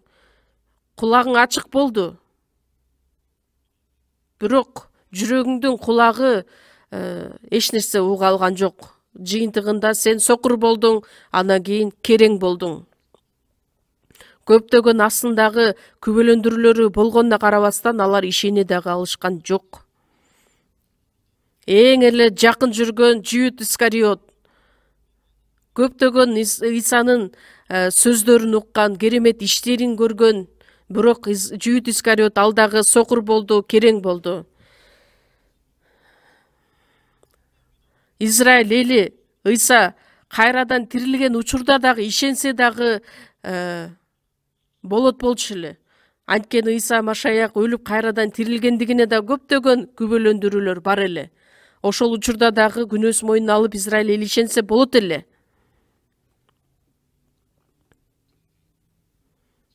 Бирок ошол чыгыштын акылмандары Вавилондо жылдыздарды изилдеп, жылдыздардын жетегинде болуп Израиль жерине келишет. Эмне үчүн?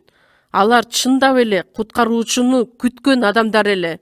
Куткаруучуну күткөн адам болгондуктар алар Ыйса Машаяктын төрөлгөн күнүн келишет билгендиктен жылдыздарды ээрчип келишет дагы Бейтлехемге келип Ыйсага табынып кетишкен. Аларга, ошол акылмандарга салыштырмалуу Израиль эли өтө эле акылсыз болушкан.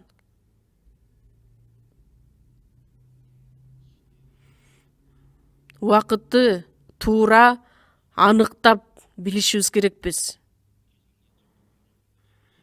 Мисалы үчүн, аба ырайына болгон божомолдоолор дагы бардыгы аткарылат. Ошондой сыяктуу эле азыр биз кайсыл убакытта кандай доордо жашап жатабыз, аны туура аныктап билишибиз керекпиз. Матай 16-бөлүм.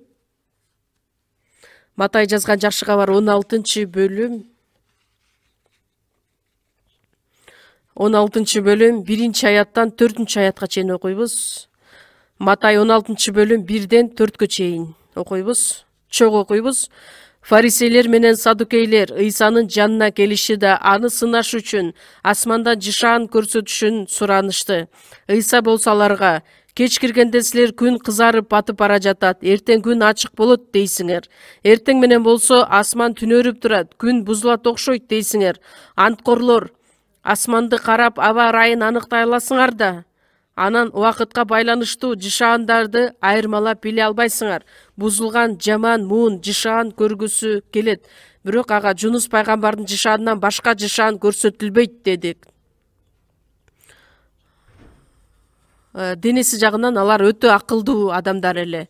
Анткени аба ырайыны көрүп, жаратылышты көрүп, ага жараша даярдыктарды көрүшкөн элек. Бирок руханий жашоодо болгон нерселерге эч кандай көңүлү бурушкан эмес эле. Ыйсанын убагындагы эң эле чоң керемет бул Жунус пайгамбарынын жышааны болуп саналган эле. Машаяк өзү алар үчүн күбөлөндүрүү эле. Ыйык жазууну жакшылап карап көрө турган болсоңуздар, бир эле убакытта жашап атып, бир адамдар туура айырмалап билишет, бир адамдар кайдыгер болуп жашай беришет, көңүл дагы бурушпайт, изилдеп да көрүшпөйт. Нухтун убагын карап көрүңүздөрчү. Кудай Нухка топон суу боло тургандыгы жөнүндө алдын ала айткан эле. Нухтун убагында дагы 3 категориядагы адам болгон эле. Биринчиси Нух жана анын үй бүлөсү. Бардык адамдар өлгөн учурда алар куткарылган адамдар. Куткарылган адамдар ошол эле учурда сергек болгон адамдарды көрсөтөт. Дагы бир категория Кудайдын уулдары деп аталган Сифтин урпактары. Андан кийин Адам кыздары деп аталган Кабылдын урпактары. Башталыш 6-бөлүмдө Кудайдын уулдары адамдардын кыздары чырайлуу экенин көрүп, өзүнүн тандаганын аялдыкка ала баштаган. Кудайдын уулдары куткарылган адамдар, бирок сергек эмес адамдар. Андан кийин Адам кыздары бул Кабылдын урпактары, бул денеге байланыш, денеде жашаган адамдар. куткарылбаган адамдар, Кудайдын уулдары жана адамдын кыздары баардыгы аралашып бири-бирине жыйынтыгында Кудайдын соту болот. Кудайдын уулдары деп аталган Сифтин балдарына Ыйса Машаяк өлгөндө анын денеси көргө коюлган учурда 1 Петр 3 бөлүмдө анын руху зындандагы рухтарга барып жар салган. Ал зындандагы адамдар бейиштагы же болбосо тозоктогу эмес, өзгөчө бир белгиленген жер.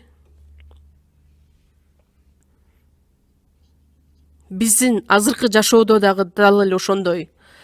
Чынында куткарылган адамдар бар, бирок сергек эмес адамдар бар. Куткарылган, бирок денедеги жашоого берилип жашаган адамдар бар. Бул дүйнөгө берилип аралашкан адамдар. Бирок алар убакытты айырмалап аныктай алышкан эмес эле. Андан кийин такыр эле денеге байланышкан, Кудайга ишенбеген кудайсыздар. Нухтун убагында да Кудай аларды соттогон. Нух кемени тургузуп жатканда элдер ошол кемени көрүп жок дегенде ойлонуп көрүш керек эле.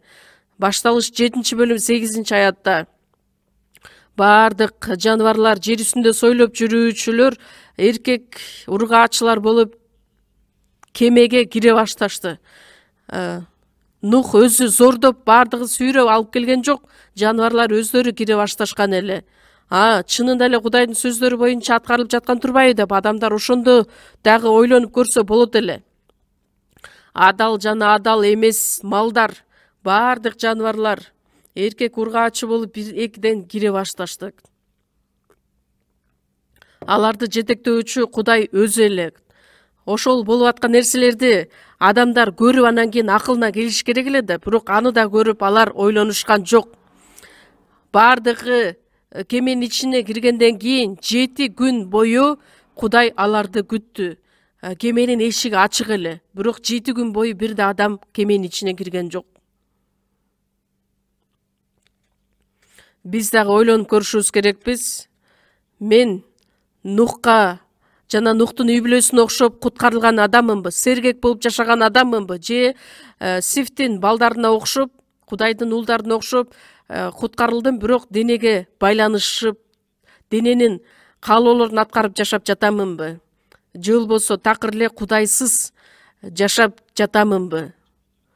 Сөзсүз түрдө 1 категориядагы адамдардан болушубуз керекпиз.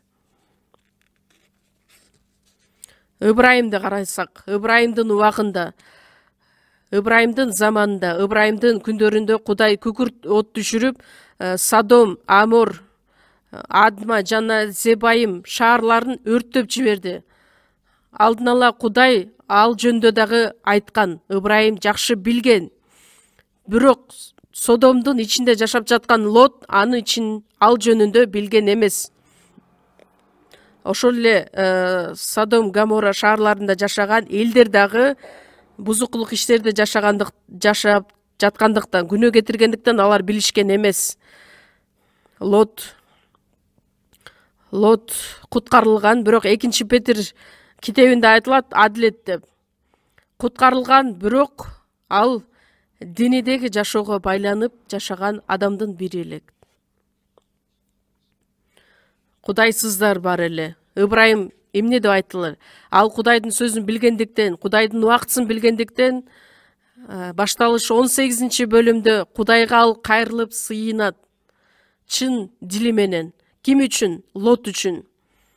Андан кийин Содом шаарындагы жашап жаткан бардык адилет адамдар үчүн. Анткени адилет адамдар менен кудайсыздар чогуу талкалануусун, кыйрашын каалаган эмес. 50 адилет адам болсо эмне кыласың Кудай? 45 адам, 40, 30, 20, 10 адам болсо дагы мен аларды кыйратпайм, талкалабайм. Лот үчүн, Содом шаары үчүн Ыбрайым чын дилинен Кудайга кайрылып сыйынган. Лот эмне кылган эле?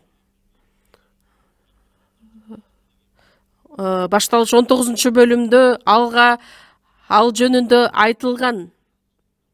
Бир нече убакыт өткөндөн кийин Содом шаары дагы талкаланат, ошол жактан батыраак чык дегенде. Аны башталыш 19-бөлүмдү карасаңыздар эмне деп жазылат? Лот шашпаган.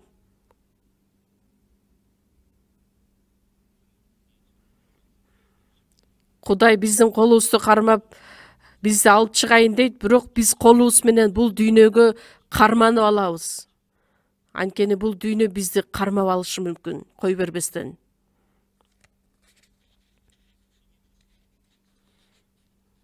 Ал жерде дагы 3 категориядагы адамдар жазылат. Ошол 3 категориялык адамдын ичинен Ыбрайымга окшоп биз сергек болгон адамдарбызбы? Же болбосо Лотко окшогон куткарылган, бирок денедеги болгон нерсеге байланып жашаган адамдарбызбы? Же болбосо Содом жарандарына окшоп кудайсыз жашаган адамдарга киребизби? Ошол жөнүндө карап көрөлү. 1-Жылнама китеби 12-бөлүм 32-аятты ачабыз. 435 бет. 1-Жылнама китеби 12-бөлүм 32-аят.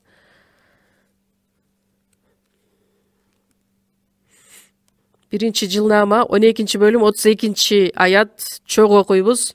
Исахардын уулдарынан Израиль элинин качан эмне кылуу керек экенин билген акыл эстүү адамдар келишти. Алардын башкы адамдарынын саны 200 эле. Алардын бардык бир туугандар алардын айткан сөзү менен жүргөн. 1-Жылнама 12-бөлүмдү карай турган болсок, эмне деген мазмун жазылат? Ошол учурда Дөөт Саулдан качып жүргөн убактысы, Дөөткө качып келген, Дөөттүн аркасынан жүргөн көптөгөн элдер бар эле. Ошол элдерге айтылган сөз эле 32-аятта Исахардын уулдары качан эмне кылуу керек экендигин билген адамдар. Эмнени билдирет? Саулдан кетип Дөөткө чогуу келет, Дөөт менен чогуу боло турган, Дөөткө келе тургандыгын түшүнгөн адамдар. Эмне үчүн? Анткени Кудай Саулду таштап койгон эле. Кудай Дөөт менен болгондуктан эми Саулдан өтүп Дөөткө кайрылып келиши керек эле. Ошону билген адамдар. Биз эмне кылышыбыз керекпиз?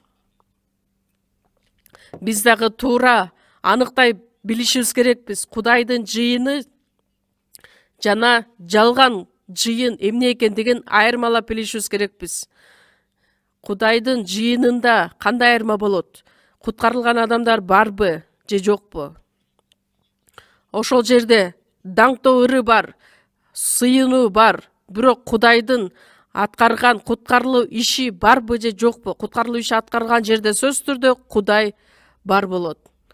Чыныгы Кудай менен жалган жыйынды биз айырмалап билгенди билишибиз керекпиз.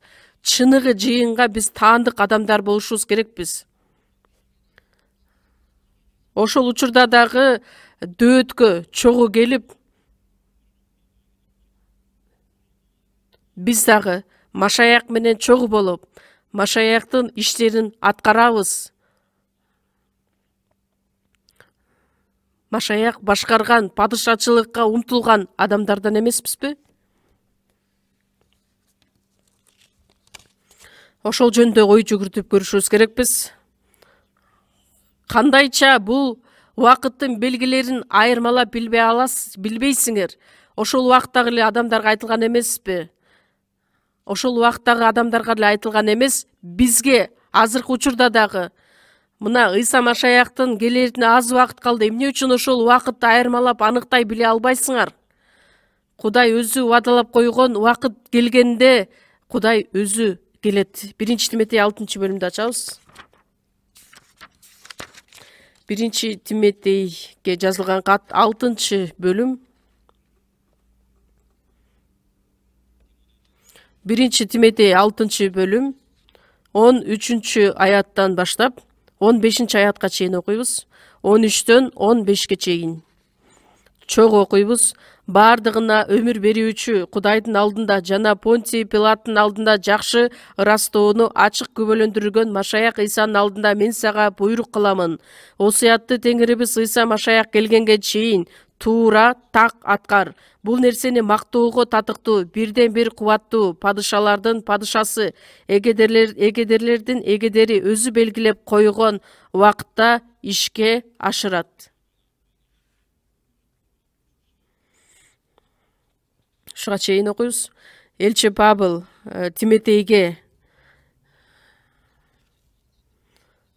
бардыгына өмүр берүүчү Кудайдын алдында жана Понтий Пилаттын алдында жакшы ырастоону ачык күбөлөндүргөн Машаяк Ыйсанын алдында сага буйрук кыламын. Понтийдин алдында жакшы ырастоону ачык күбөлөндүргөн Ыйса Машаяк кайрадан келген күнгө чейин сөздү аткар, сөз боюнча жаша. 15-аятта өзү белгилеп койгон убакытта ишке ашырат. Кудай өзү белгилеп койгон убакытта Ыйса Машаяктагы Кудай болгон өзү Ыйса Машаяк кайрадан экинчи жолу бул дүйнөгө келет. Ал анын экинчи жолу келиши өзү белгилеп койгон убакытта келет. Ыйсанын шакирттери Ыйсадан сурайт: сенин келер убактыңды жана дүйнөнүн акырын келип калганын кандай белгилер аркылуу билсек болот? Белгилер аркылуу кандайча билсек болот? Матай 24-бөлүм, Марк 13-бөлүм, Лука 21-бөлүмдөрдө Ыйса өтө кенен чагылдырган, айтып берген. Мисал үчүн көптөгөн белгилердин ичинен коронавирус пандемиясы. Коронавирус азыр дагы токтоп калган жок. 2,5 жыл бою дүйнө жүзүнө таркаган бул пандемия. Ал үчүн биз дагы кабатыр болдук, ойлондук. Анткени конференция учурунда дагы көбөйүп кетпесин. Кореяда болду же билбейм, бирок Америкада ыйык жазуу, сатуу өтө көп орунга алыптыр. 2 компания билдирүү жасап, бир компаниянын 44% өскөнүн билдирди, бир компания 66%га өскөнүн айтты. Ыйык жазууну, Библияны сатуу боюнча. Америка чынында Кудайга ишенген мамлекет болгондуктан. Дүйнөнүн акыры жөнүндө өтө белгилер көп жазылган, саясатка байланыштуу, экономикага байланыш, же болбосо жаратылыш, жада калса дүйнөнүн акырында болуп өтө турган акыркы сот жөнүндө дагы жазылган. Лука 21-бөлүм 11-аятта жерлерде да катуу жер титирөөлөр, ачкачылык, жугуштуу оорулар, коркунучтуу көрүнүштөр болот. Ошол сөз боюнча COVID-19 байланыштуу дүйнө жүзүндөгү адамдардын бардыгы 500 адамдын бирөөсү түз же кыйыр түрдө каза болгону айтылат. Көптөгөн адамдардын өлүмгө дуушар болгону айтылат. Жугуштуу оорулар экендигине далил. Андан кийин Аянкиде 13-бөлүмдө сөз түрдө адамдын оң колуна же болбосо чекесине ошол белгилер коюлат деген пайгамбарчылык бар. Биздин заманда бардык даярдыктар көрүлгөн, диний иштер дүйнөдө боло турган окуяларга ылайык Аян китебинин 17-18-бөлүмдөрдө кулаган христиандык жана католицизмге негизделген диний биригүү кыймылы болоорун, анда дүйнөдөгү бардык диндер кол кармашып бирге тургандыгы жөнүндө айтылат. Дээрлик эле бүтүрүү стадиясында тургандыгын билсек болот. Бардыгын аз биз көзүбүз менен көрүп турган доор. Израиль эли кайрадан өз жерине орнойт деген сөз дагы, Рим кайрадан жаңыланат деген сөз, ошолордун бардыгы аткарылгандыгын биз көрүп жатабыз. Израиль калына келтирет. Израиль 2600 жылдан кийин калына келтирилип, эски Рим дагы чындыгында өз орногон. Биз азыр дагы согушту көрүп жатабыз. Орусия Израилди басып алганда, андан кийин Иран, Эфиопия, Ливия жана Туркия ушундай жол менен басып кирүүгө күчтөрүн бириктирип жаткандыгы жөнүндө дагы алдын ала айтылган. Бирок ушул күндөрү Орусия Украинаны жеңип жатканын көрүп алсак болот.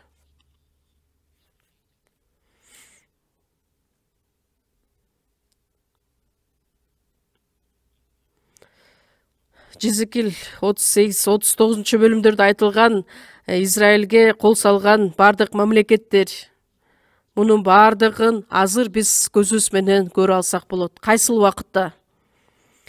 Кайсыл убакытта кандай белгилер экендигин биз туура айырмалап билишибиз керек. Биз эч кандай оюбуз жок эле жашай берсек дагы болбойт. Кандайча убакыттын белгилерин аныктаганды билбейсиңер.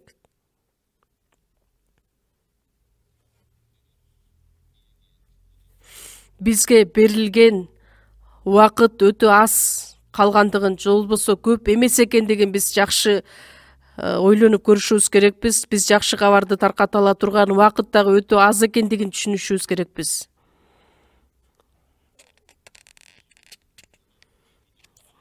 Кайрадан Лука 12 бөлүм 57 аятты ачабыз. Лука 12 бөлүм 57 аят.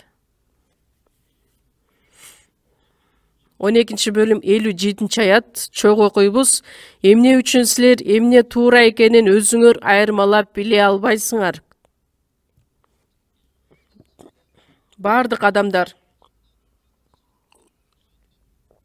өз алдынча чечим чыгарып, өз алдынча тандоо кыла тургандыгына эркиндик берилген. Эмне туура экенин өзүңөр айырмалап биле албайсыңар. Ошол тандоосуна жараша өзү жоопкерчиликти алат. Ар бир адамдын тандоо эркиндиги бар.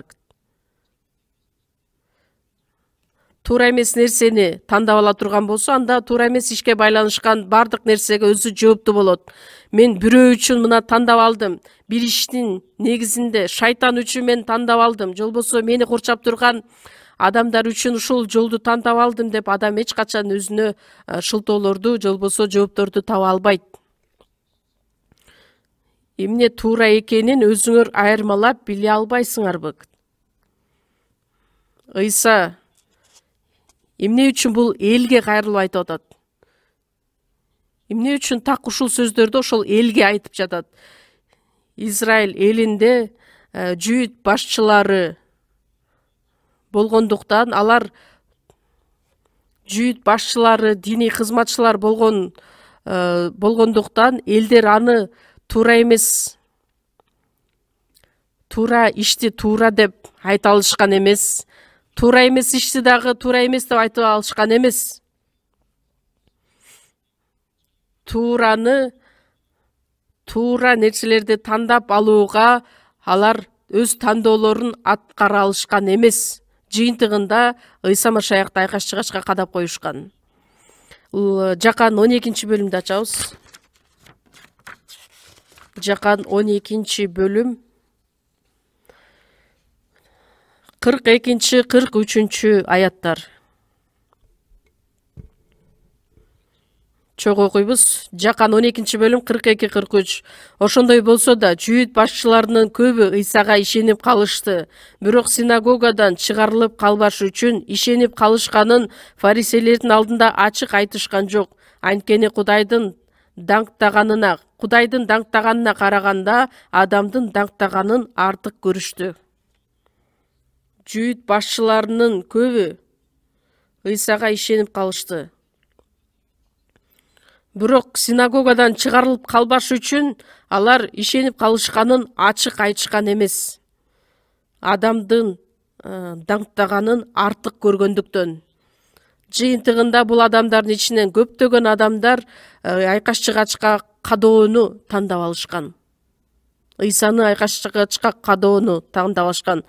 Жакан 9 бөлүмдө төрөлгөндөн баштап сокур болгон адамды көзүн ачат. Анан жүйүт башчылары чакырып алып сурайт, ким сени көзүң ачты, ким сени айыктырды дегенде Ыйса дейт. Ыйса ал күнөөкөр го дегенде ошол баланын ата энесин чакырат. Анан ата энесинен сураса, ата энеси дагы ачык айта албагандыктан бала эмес го, өзүнөн сурагыла деп жооп беришет. Ошол жамааттан чыгарылып калбаш үчүн. Ыйса күнөөкөр экенин билесиңби деп сураганда, сокур адам эмне деп айтат? Жакан 9-бөлүмдө анын күнөөкөр же күнөөкөр эмес экенин билбейм, бирок бир нерсени гана билем, мен сокур болчумун, азыр көзүм көрүп калды.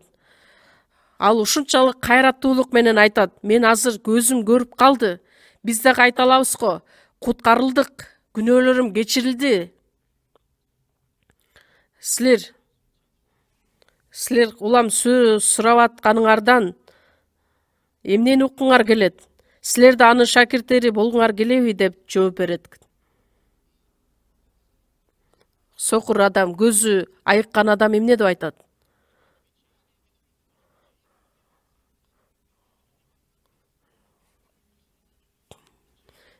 Ал күнөөкөр эмес, менин көзүм ачылгандыгын билгеним, көргөнүмдө ал аны болсо ал жерден жамааттан кубалап жиберишет сокур адамды, бирок сокур адамды Ыйса өзү жолуктурат. Анткени адамдан кубаланып чыгарылган адамды Кудай өзү жолуктурат.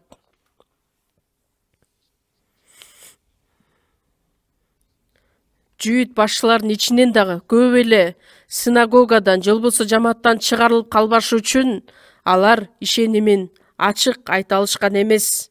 Мына ошол адамдар эки жүздүүлөр деп аталышат. 1-Падышалар китеби 21-бөлүмдө 20-аяттан баштап карай турган болсок, Ахаб падыша жөнүндө жазылат.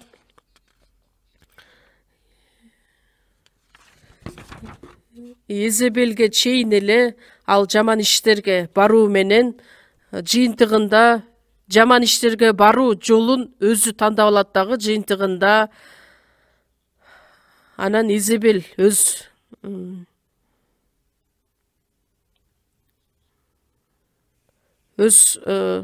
тоскоолдуктарын жараткандыктан жыйынтыгында огуш бетер жаман иштерге барат. Ошондуктан ар бир адам жеке өзүнүн жашоосунда бардык ишке, тандоосуна өзү жооптуу экендигин билишибиз керекпиз. Мисалы, адам куткарылууга ээ боло албаса, ал шайтанды дагы, башка адамды дагы күнөөлөй албайт. Анткени Кудайдын астына келген ар бир адам жеке өзү үчүн жооп берет. Убакыттын белгилерин айырмалап билсе, анда ал аткара турган иш эмне? Куткарылбаган адам батырактан куткарылышы керек. Кайрадан Лука 12-бөлүмдө ачабыз. 58-59 аяттар. Сен каршылашың менен башчыга бара жатканда жолго эле андан кутулууга аракет кыл. Болбосо каршылашың сени сотко алып барат. Сот күзөтчүгө тапшырат. Күзөтчү сени түрмөгө камап салат. Сага айтып коеюн, акыркы тыйыныңды да төлөп бермейинче ал жактан чыкпайсың. Бул убакыттын белгисин кантип билбейсиңер? Куткарылбаган адам батырактан Кудай менен элдешиши керек, куткарылышы керек. Мен азыр өлө элекмин. Адам өлө элек. Эмне үчүн Кудай менен элдешиши керек? Анткени Кудай менен адамдын ортосунда бир көйгөй бар. Каршылашың менен башчыга бара жатканда жолдо эле андан кутулууга аракет кыл.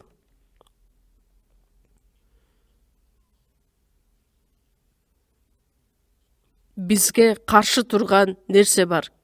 Ким каршы турат? Аялыбызбы, же болбосо күйөөбүзбү, балдарыбызбы, ата энебизби? Күнөө мага каршы турат. Куткарылууга ээ болбогон кудайсыздар. Сандар 32 бөлüm 23 аятта күнөөң үчүн жазаланасың. Римдиктер 2 бөлüm 15 аятта алардын абийири бирди айыптаган, бирди актаган ойлору күбөлөндүрүп жатат. Адамдын абийири күнөө бар экендиги жөнүндө күбөлөндүрөт. Дагы эмне күбөлөндүрөт? Мыйзам күбөлөндүрөт. Жакап 2 бөлüm 9 аятта мыйзам алдында кылмышкерсиңер. Куткарылбаган кудайсыздар, адилетсиздер азыр мүмкүнчүлүк болуп турган учурда батырактан Кудайдын астына келип күнөөлөрү кечирилиши керек. Бул дүйнөдө кандайдыр бир денеге байланыш көйгөй болгон болсо, анда сотко барыш үчүн, милицияга барыш үчүн кандайдыр мага зыян келтириле турган болсо, анда ошол эки адам бири-бири менен чечип алышат. Соттоочу Кудайдын алдына келгенге чейин азыр бул дүйнөдө биз ошол көйгөйлөрдү чечип алышыбыз керекпиз. Каршылашың сени сотко алып барат, сот күзөтчүгө тапшырат, күзөтчү сени түрмөгө таштайт. Түрмө деген бул түбөлүк тозокту билдирет. Ал жерден сен кутулуп чыга албайсың. Ошондуктан адам убакыттын белгисин туура айырмалап биле турган болсо, сөзсүз түрдө өзүнүн жанынын проблемасын, көйгөйү боюнча биринчиден чечип алышы керек. Биздин арабызда дагы да болсо куткарыла элек адам боло турган болсо, батырактан эшик жабылганга чейин мүмкүнчүлүк бар учурунда чечиши керек. Экинчи Корундуктар 13 бөлüm 5 аятта өзүңөрдү өзүңөр текшерип көргүлө, ишеним жолундасыңарбы? Машаяк силердин ичиңерде экенин билбейсиңерби? Андай болсо, силер ташталган адамдарсыңар. Мына жакында конференция болуп өтөт. Конференцияга сөзсүз түрдө сыйынуу менен катышыбыз керекпиз. Ушул учурда конференцияда сөзсүз түрдө менин күнөөлөрүм кечирилсин, куткарылууга ээ болоюн. 2019 жылы конференция өткөрүп, биз кийинки жылы конференция өткөрөбүз деп ойлогонбуз, бирок биз каалагандай конференция болуп өткөн жок. Биз каалагандай мүмкүнчүлүктөр берилген жок. Кайрадан келе турган Ыйсанын убактысы келип кала турган болсо, канчалык каалаган күндө дагы биз куткарылууга ээ боло албайбыз, жеткире да калбайбыз. Куткарылган адамдар эмне кылышы керек? Лука 12 бөлüm 49 аят чогуу окуйбуз. 49 аят. Мен жер бетине от түшүрүү үчүн келдим. Оттун азыр эле тутанышын мен ушунчалык каалар элем. Мен бир чөмүлүү менен чөмүлдүрүлүшүм керек. Анын аткарылышын күтүп, мен ушунчалык кыйналып жатам. Силер мени дүйнө жүзүнө тынчтык берүү үчүн келди деп ойлойсуңарбы? Жок, силерге айтып коеюн, бөлүү үчүн келгем. Анткени мындан ары мындай болот. Бир үйдө 5 киши болсо, бөлүнүп үчөө экөөнө, экөө үчүнө каршы чыгат. Атасы баласына, баласы атасына, энеси кызына, кызы энесине, кайненеси келинине, келини кайненесине каршы чыгат.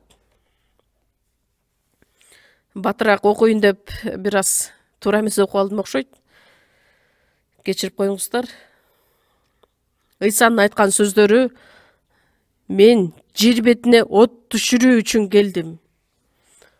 Ыйса өзү айткан сөздөрдү карасак, от түшүрүү үчүн келдим. Оттун азыр эле тутанышын шунчалык каалар элем. Ошол оттун тутанышын каалайм дейт. От жерге түшүрүлдү, эми ошол от тутанышын каалайм. Ал үчүн Ыйса Машаяк 50 аятта мен бир чөмүлүү менен чөмүлдүрүлүшүм керек. Анын аткарылышын күтүп ушунчалык кыйналып жатам. Бул Ыйса Машаяктын айкашка кадалышы жөнүндө айтылат. Ыйса Машаяк аткарган ишин көптөгөн адамдар ишенип кабыл алган учурда, көптөгөн адамдар куткарылышы үчүн Ыйса биринчиден айкаш жыгачка кадалган. Биринчиден азап кайгыны башынан өткөргөн.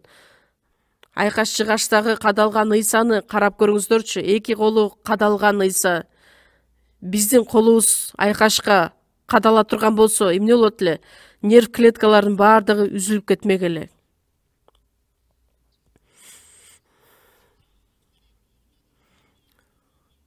Адамдардын баардыгы ырайымга ээ болушу үчүн көптөгөн азаптарды башынан өткөргөн, көптөгөн адамдардын шылдыңдоосуна ээ болгон, бирок унчукпастан аягына чейин чыдамдык менен ал куткарылуу ишин аягына чыгарган. Эми от тутанышын каалайт. От эмнени билдирет? От эмне өзгөчөлүккө? Ысык, андан кийинки өзгөчөлүк бир жерде эле тура бербейт. Ал жалындап тутанып, башка жака дагы уланып кетет. Жакшы кабарды жүрөгү менен кабыл алган адам, жакшы кабар Кудайдын сүйүүсү, Кудайдын сүйүүсүнө ээ болгон адам, Кудайга болгон сүйүүсү тутанат, өркүндөйт, өсөт. Ошол жакшы кабарга ишенген адам сөзсүз түрдө башка адамга жеткирүүнү каалаган каалоо пайда болот. Ошол от менен түшүндүрүлөт. Ар бир адамга ошол от жалындап күйүшүн каалайт. Кудайдын сөзүн сүйүп, жакшы кабарды сүйүп, ошол жакшы кабарды башка адамдарга жеткирүүнү каалаган адам мына ошол от тутангандыгын билдирет. 1 Тессалоникалыктар 5-бөлүм 19-аятта рухту өчүрбөгүлөт. Элчилердин иштери 2-бөлүмдө ыйыкырык түшкөндө жалындай болгон тилдер бөлүнүп, алардын ар биринин үстүнө түштү. Ар бир адамга берилген ыйык рухтун оту, Кудайга болгон ысык сүйүүбүз, жакшы кабарды таркатыш үчүн ысык каалообуз. Ыйса Машаяк бизден эмнени каалайт? Качан биздин жүрөктөрүбүздө ошол нерселердин болгондо ал биз үчүн ыраазы болот. Кудай ошол нерсени бизден көрүүнү каалагандыктан ырайымды бизге берген. Ошол унчукпастан ошол азап кайгы жолун тандап алган. Мына жакында конференция болот. Конференция учурунда көптөгөн күрөштөрдүн негизинде жакшы кабарды таркатабыз. 1 Тессалоникалыктар 2-бөлүм 2-аятта көптөгөн азап, кордук көрдүк. Каршылыктарга карабастан Кудайдан кайраттуулук алып силерге Кудайдын жакшы кабарын жарыяладык. Кудайдын жакшы кабарын адамдар кабыл албай тургандай кылып, шайтандын аткарган иштери да бар. Шайтан каршылык көрсөткөндүгү үчүн сөзсүз түрдө ал жерде уруш талаш, келишпестик пайда болот. Анткени бир үй бүлөдө дагы үчөө экөөнө, эки үчөөнө каршы чыгат. Бул сөзсүз түрдө боло турган нерсе, андай иштер болбосо ал тескерисинче туура эмес болуп калат. Ал иштер сөзсүз түрдө каршылык сөзсүз түрдө боло тургандыктан ага даяр болуу менен биз жакшы кабарды жеткиришибиз керекпиз. Илияс курмандык чалынуучу жайдын жанына келет дагы Баалдын пайгамбарларына айтат: Искактын, Ибрайымдын, Израилдин Кудай Теңири мына ушул күнү Израилдагы жалгыз Кудай сен экениңди, сенин кулуң экенимди бул адамдардын баардыгы билишсин. Мына конференцияда дагы баардык адамдар Кудайдын чыныгы Кудай экендигин көрүш үчүн, түшүнүш үчүн, билиш үчүн баардыгыбыз чогубуз. Илияс кайраттуулук менен, мисалы үчүн Мусаны караңыздар, фараондун алдына келет да кайраттуулук менен: мына силер уккула, Кудайдын буйругу, Кудайың ким экен деп айтат.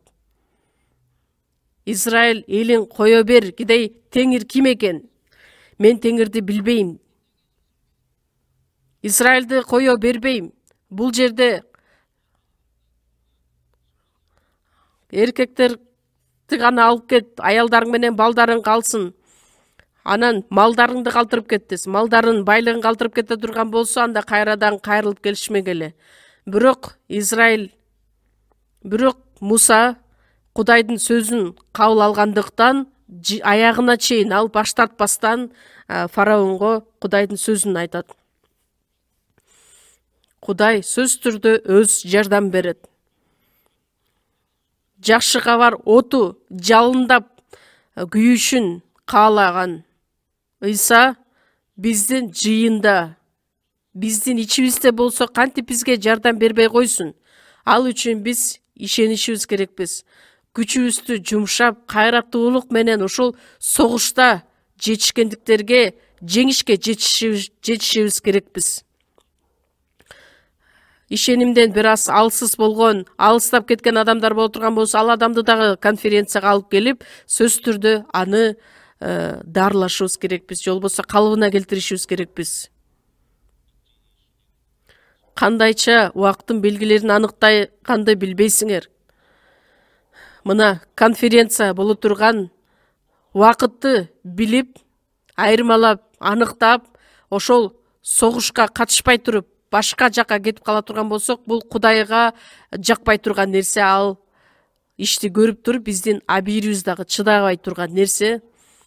Ошондуктан азыр биз чогуу сыйынып, андан кийин конференцияга байланышкан видеону чогуу көрөбүз. Чогуу сыйынабыз. Биздин ырайымдуу Кудай Ата, сизге ыраазыбыз. Бизди куткарып алып, бизге убакытты айырмалап, биле тургандай кылып, бардык мүмкүнчүлүктөрдү, бардык күбөлөрдү бергендигиңиз үчүн ыраазыбыз. Кайрадан келе турган Ыйса Машаяктын келе турган убактысын биз айырмалап билип, ойгонгон сергек адамдардан болуп, сиз берген жакшы кабарды жалындаган от катары мындан дагы көптөгөн адамдарга жеткирип, биздин жыйын аркылуу, конференция аркылуу биздин жүрөктөрүбүздү ойготуп, биз бардык руханий жашоодогу согушка катыша ала турган адамдардан бололу. Конференцияга катышып жаткан бардык адамдарга Кудай өзүңүз жардам берип, ушул конференция аркылуу сиздин улуу ишиңиз ишке ашырылышын каалайбыз. Көптөгөн адамдар куткарылышын каалай турганда кылып, бардыгыбыз биримдикте сыйынып, биримдикте ошол нерсени тилектерди каалайлы. Биздин куткаруучу Ыйса Машаяктын ысымынан сыйындык. Аминь.